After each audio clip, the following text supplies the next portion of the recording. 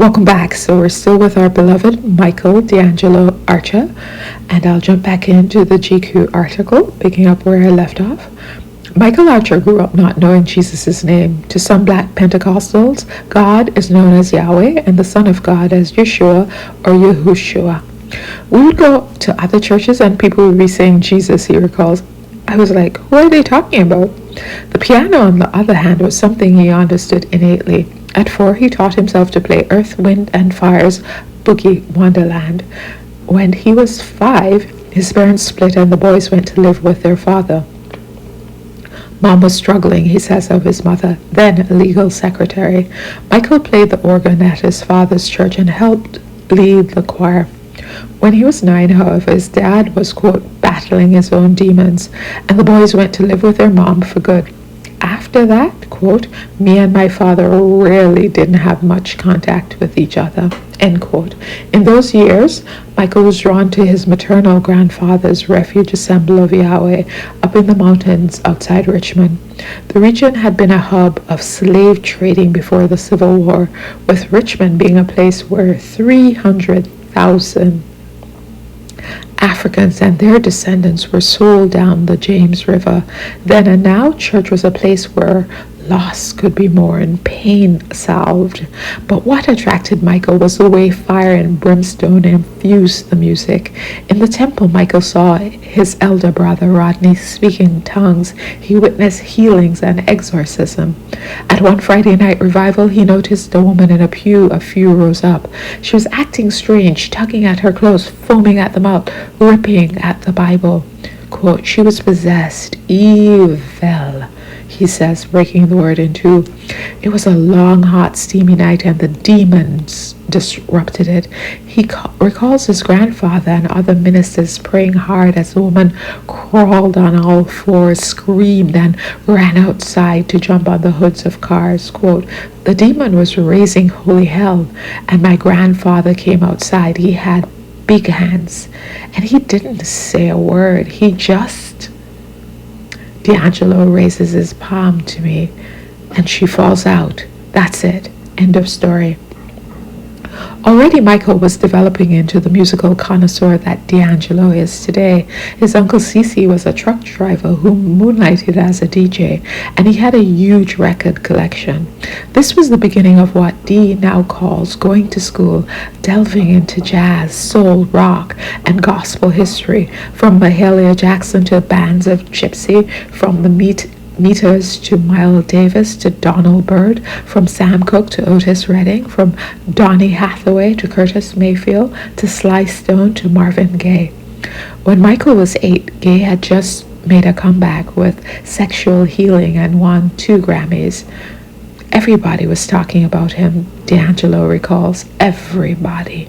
So just after Sunday's sermon on April Fool's Day, 1984, when Michael learned Gaye was dead at 44, shot by his own father, he was crushed. That night, D'Angelo had the first of many dreams about Gaye. It was in black and white and took place at Hipsville, USA, Motown's Detroit headquarters. Dee was playing piano while a bunch of famous Motown stars milled about, waiting for Gaye.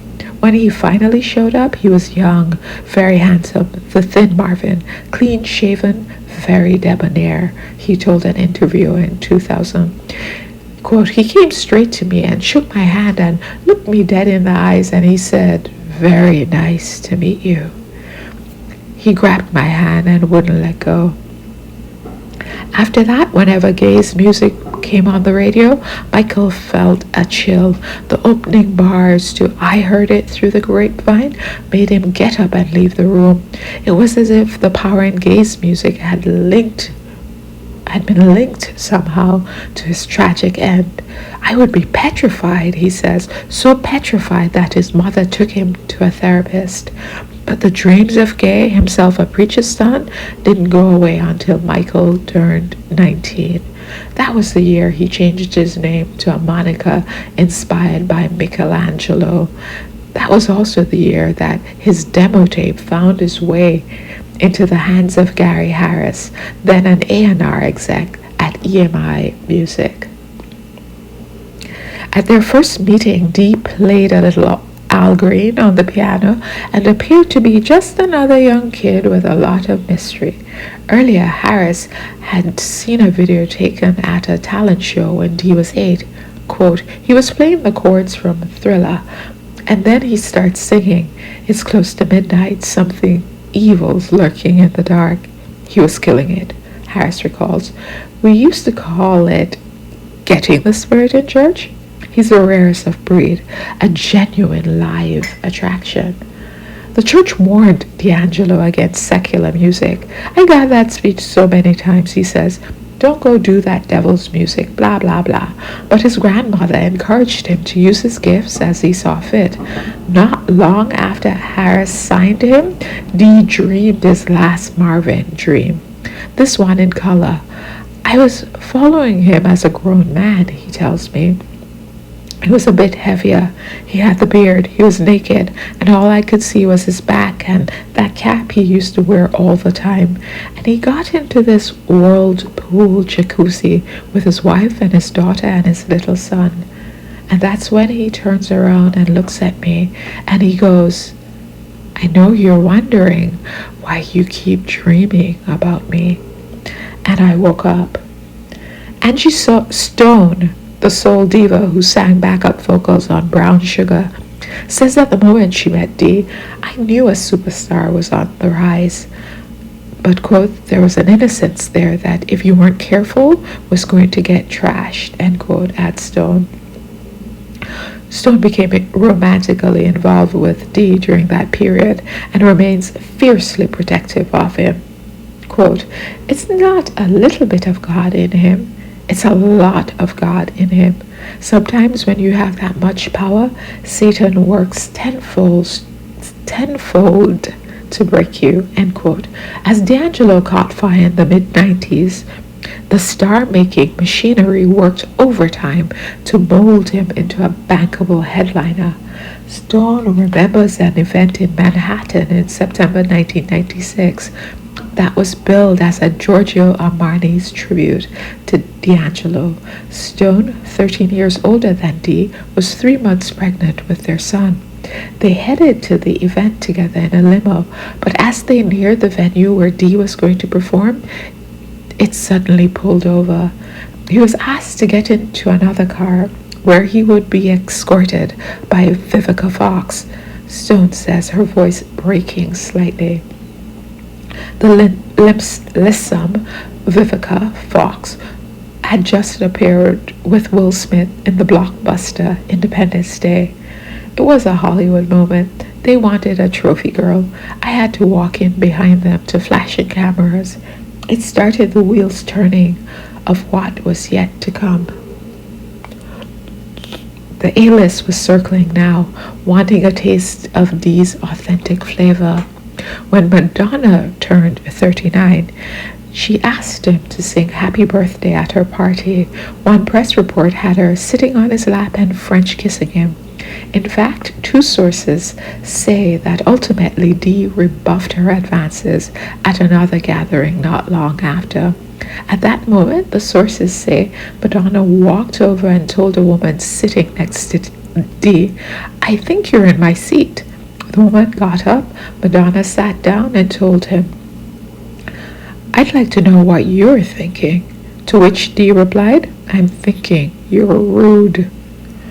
But the lure of fame was constant and temptation everywhere.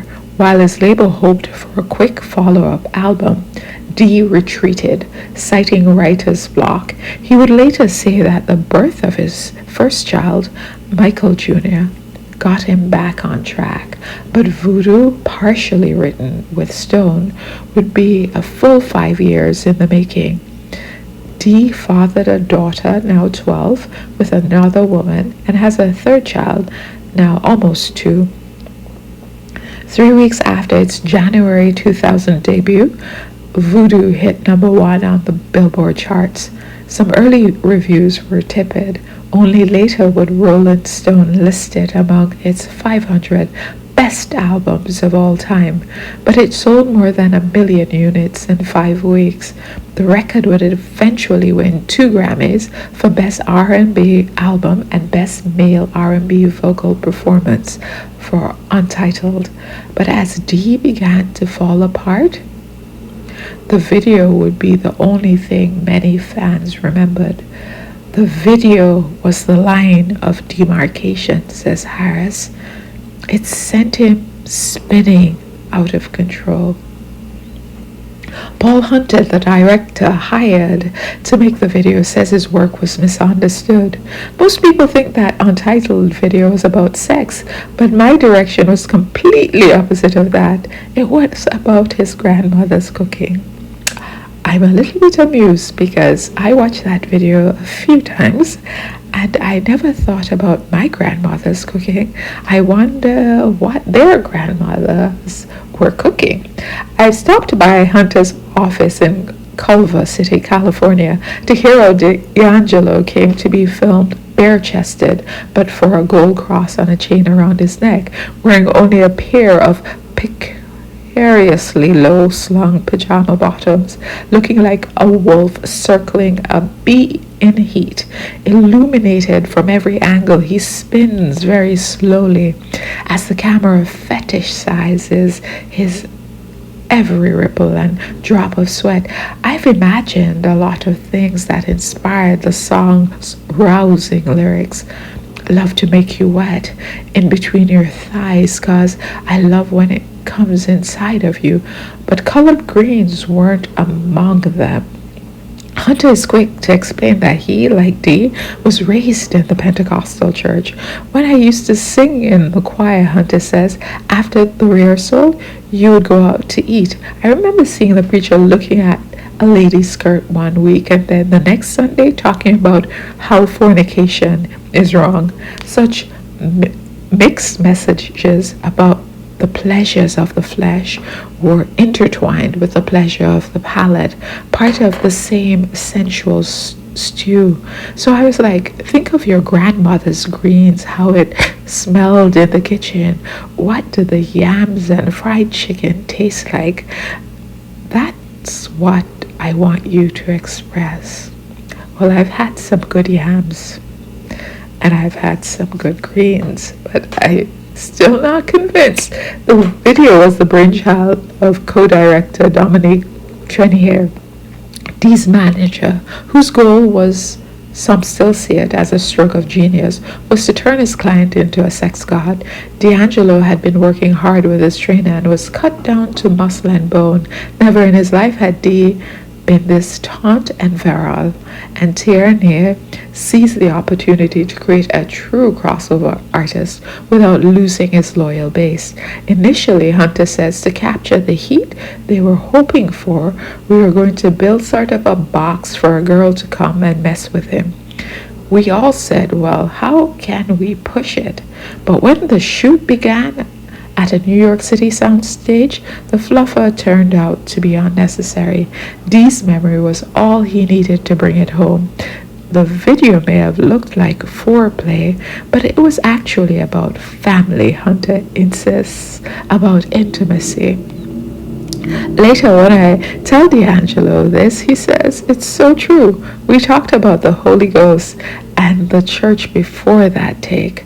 The veil is the nudity and the sexuality, but what they're really getting is the spirit, the veil. The shoot took 6 hours and it changed Dee's life. Tierney got his wish. Thanks to D'Angelo's luscious physicality, albums started flying off the shelves. But the trouble began right away. At the start of the Voodoo Tour in LA, it was a week of warm-up gigs at the House of Blues just to kick off the tour. Draw some attention, break in the band, says Alan Leeds, Dee's tour manager then and now. And from the beginning, it's take it off. Questlove, the tour's band leader, was alarmed. We thought, okay, we're going to build the perfect art machine, and people are going to love and appreciate it, it says. And then by mid-tour, it just became, what can we do to stop the take it off stuff? D'Angelo felt tortured, Questlove says, but the pressure to give the audience what they wanted, worried that he didn't look as cut as he did in the video, he delayed shows to do stomach crunches. He often given peeling off his shirt, but he resented being reduced to that.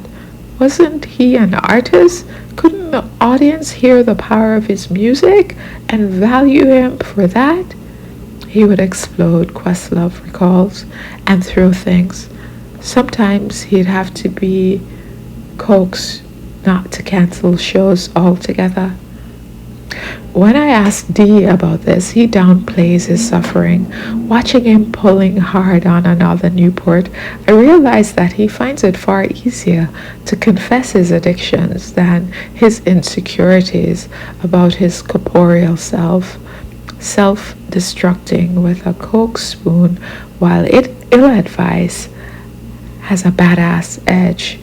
Fretting over what Questlove calls some Kate Moss shit seems anything but manly. If given the chance, he tells me, he would absolutely shoot the video again. But he does admit to feeling angry during the Voodoo tour. One time I got mad when a female threw money at me on the stage, and it made me feel effed up. I threw that money back at her, he says. It was like I'm not a stripper. He was beginning to sense the darkness beckoning. He recalls a particular moment on stage at the North Sea Jazz Festival in 2000. The band was in the middle of The Devil's Pie, his song about the spell fame casts upon the weak.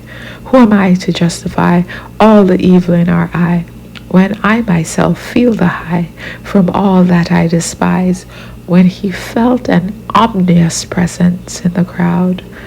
That night, I felt something that was like, whoa, he tells me, evil. On the last day of the 8th-month tour, Questlove says D'Angelo told him, yo man, I cannot wait until this effing tour is over. I'm going to go into the woods, drink some hooch, grow a beard, and get fat. Questlove thought he was joking. I was like, you're a funny guy. And then it started to happen. That's how much he wanted to distance himself. I'm going to stop here. Thanks so much for listening.